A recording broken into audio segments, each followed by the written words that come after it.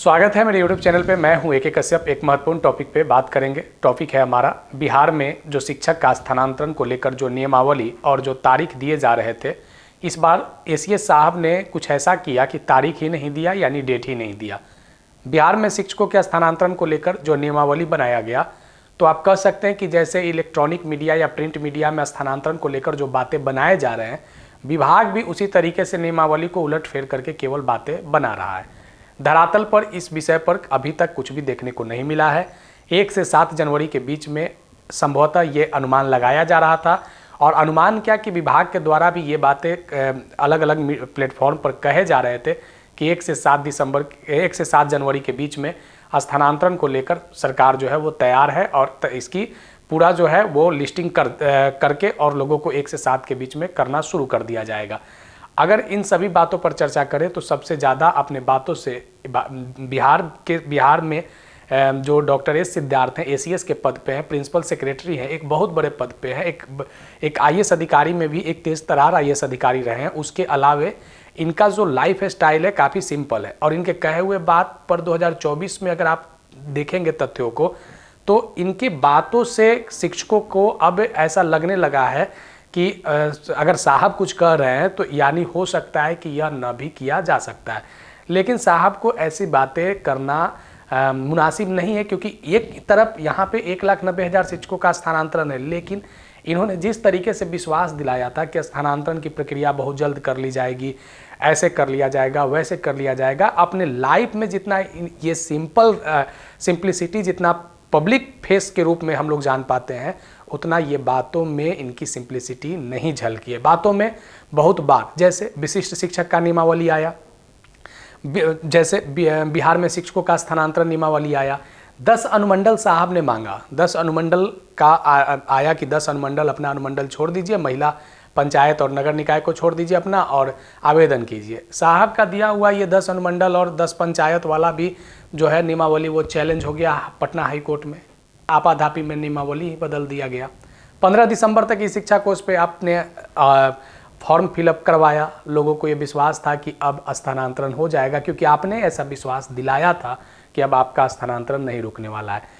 इस बार तो आप जब जो नियमावली आपने जो 3 तारीख के हस्ताक्षरित विभाग के द्वारा जो प्रस्तुत किया गया, इसमें तो आपने गजब ही ढा दिया। कैसे गजब ढाया कि अब ये भी चिंता करने की जरूरत नहीं कि कब तक किया जाएगा, तारीख को भी गायब कर दिया आपने। अब डेट पे भी कोई चर्चा नहीं है कि कब तक किया जाएगा, डेट की आवश्यकता क्या है, क्योंकि पहले तो जो एक कहावत भी थी कि तारीख पे तारीख, अब तारीख की भी ज़रूरत नहीं है। अब देखिए यहाँ पे अगर बात करें कि जिस तरीके से यहाँ पे विभाग कह रही है कि हम यहाँ पहले एक जो आवेदन आप प्रस्तुत किए हैं, अभ्यावेदन जो प्रस्तुत किए हैं, उस अभ्यावेदन में चेकलिस्ट बनाएंगे। आज चेकलिस्ट में आप ज़रा देखिए दूसरा नंबर पॉइंट क्या कहा जा रहा है, आवेदक द्वारा समर्पित तथ्य उनके आवेदन श्रेणी के अनुरूप नहीं है, सहानुभूतिपूर्वक विचार किया जा सकता है। यानी आप दोनों बातें यहाँ पे मेंशन कर रहे हैं। हम कठोर भी हैं और हम उदार भी हैं, मध्यम मार्गी हो चुके हैं आप। मध्यम मार्गी होने का नतीजा क्या हुआ? मध्यम मार्गी होने का नतीजा ये हुआ कि इन लोगों का अब जो स्थानांतरण है, संभवतः ऐसा लोगों में, शिक्षकों में और लोगों में ये विश्वास अब जग गया है कि अब कुछ लोगों को अगर छोड़ दे तो स्थानांतरण होता हुआ दिख नहीं रहा है। इसको लेकर एक क्लियरिफिकेशन विभाग के द्वारा ज़रूरी है कि कब तक कंप्लीट कर लिया जाएगा। प्रिंट मीडिया में क्या चल रहा है? प्रिंट मीडिया में चल रहा है कि मैट्रिक और इंटर के परीक्षा के कारण ऐसा किया जा रहा है, मैट्रिक इंटर के परीक्षा के बाद कर दिया जाएगा। ये सभी जो बातें हैं, इस तरीके के विश्वास शिक्षकों में दिलाया गया। अभी BPSC से जो बहाल शिक्षक हैं या जिन लोगों ने सक्षमता को क्वालिफाई किया है, जो स्थानांतरण को दिए थे, अगर चलिए उनका प्रोबेशन पीरियड है, तो ये विश्वास स्थानांतरण वाला नहीं दिलाना चाहिए था। अगर आपने दिलाया है तो जिन लोगों ने आवेदन किया है, कम से कम उनके अभ्यावेदन जो किया है उन पर तो आपको विचार करना बहुत ज़रूरी है। क्योंकि सर आप जो हैं वह प्रधान सचिव हैं, आपके द्वारा जो स्टेटमेंट होता है वह एक गाइडलाइन होता है। विभाग आपने जो प्रस्तुत किया वह एक दिशा निर्देश विभाग का भी होता है, और वह दिशा निर्देश आपके जो शिक्षा विभाग का जो समाज है उसमें भी बहुत कार्य आपके गाइडलाइन करते हैं। आपने जो संदर्भित बातें की है, वो संदर्भित बातों को धरातल पे जल्द लाने की आप कोशिश करें। क्योंकि यहाँ जो आप कह रहे हैं कि प्रशाखा पदाधिकारी, सहायक प्रशाखा पदाधिकारी, डाटा एंट्री का सहयोग नहीं लिया जाएगा। अब बताइए कि जो 16 पदाधिकारी यहाँ पे प्रतिनियुक्त किए गए हैं, 1,90,000 आवेदन है और आपने 4 चरण में यहाँ पे नियमावली को बना दिया। ये तो पहले भी क्लियर था कि पहले असाध्य रोग को बहुत बार बोला गया कि असाध्य रोग को किया जाएगा, मानसिक दिव्यांगता, विधवा को किया जाएगा, पति पत्नी का आधार पर स्थानांतरण किए जाएंगे। अब यहाँ तीसरा चरण और चौथा चरण को आपने फंसा दिया। बहुत ऐसे पुरुष शिक्षक हैं जो काफ़ी दूर हैं, बहुत ऐसे महिला शिक्षक हैं जो काफ़ी दूर है, बहुत ऐसे लोग भी हैं जो अपने गृह जिला के अंदर हैं लेकिन अपने ब्लॉक से काफ़ी दूर हैं। तीसरा और चौथे चरण जो है, ये जो आप यहाँ पे जो न्यूज़ निकल के आ रहा है कि जनवरी तक, ऐसा सूत्रों से जो आया है कि जनवरी तक आप तीसरा चरण कंप्लीट कर लेंगे। लेकिन तीसरा चरण के बाद क्या अधर में लटक जाएगा चौथा चरण, चतुर्थ चरण?